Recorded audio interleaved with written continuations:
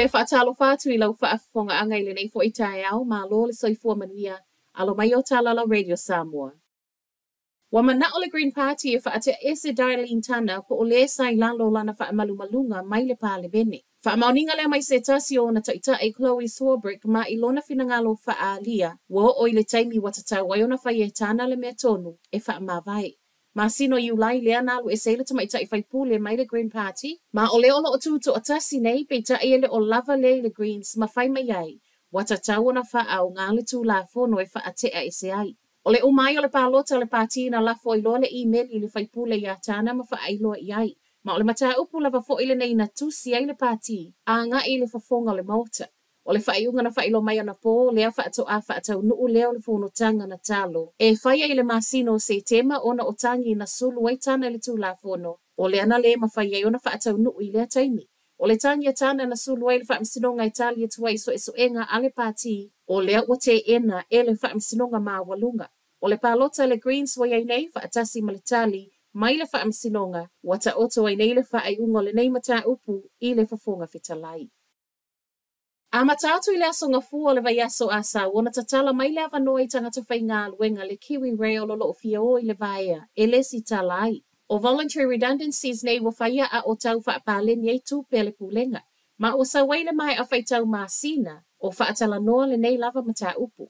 O le tuanai o le asana o nisi o le au whai ngā luenga na o fo iei le avanoa mō vaea. Peitai, o le emaili wasau I tūa wailo ai, o le watatala le avanoa I tangata whai ngā luenga uma. Lua vaiaso le atatala mai e whaatalo sangai ma a mai a lea, o na ilo lea le Kiwi Rail talo sanga Italia, whaamoe moe o le amatanga o November le olo o whaelo mai le emaili e mautino ai.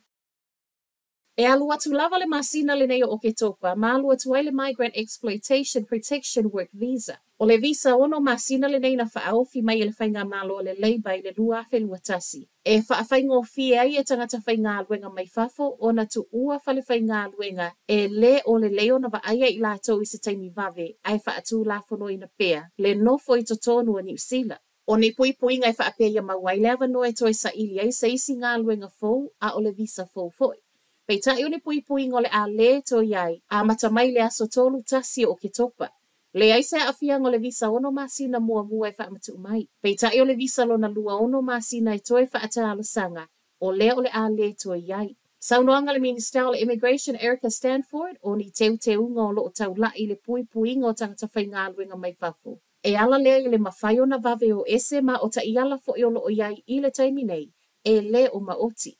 E ui lai alo ia le whae unga o ke topa, o le aia I lava le lua vai aso e tu umai e tu e whaatalo sangai I lato o lo umia visa nei mo seisi visa lo na lua, pe a whae e umale o ngā o lo visa, e le I umale masino o November.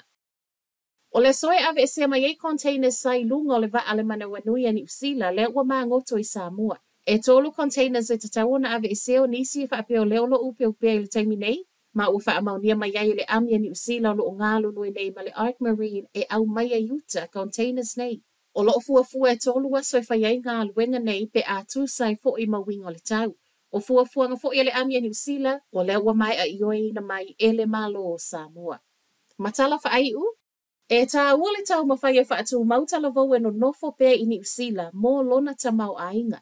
O le finangalo leo se tasi o tangata yeilo na tomai whaapitoa I tū tau tamau ainga, Dominic Stevens, le ana ia tā ua o New Zealand, o se tasi o le tele o atu nuu watu o tele atu tangata mātutua, nai lo le tupulanga ngā lului. O le whainga malo protocol o le awa yeila whaamama a venga I la fonga tutongi e tangata I o atu le tōrus fulu lima tausanga, ma e whaapea wa whaia ina ia whaato si naita lavau e no nofo, whaapea I manisi e o atu. I New Zealand le tausanga le nei wa whaamawina I le to atele o tangata e tu ua le atu nuu mo atu nuu I fafo. Ma o le to atele lavo I lato nei o le vao le luas fulu lima ma le tōrus fulu malwha tausanga. E le to atasi se tangata so e wa whaalia le popole le tulanga o iai, ma inisi e le o mafuli fo iso lato tali tonunga e mawhai e la fonga whaaititia o na whaatu mawina talavau I New Zealand. Whaiwatuai talo le nei tai au, manuia le nei aso.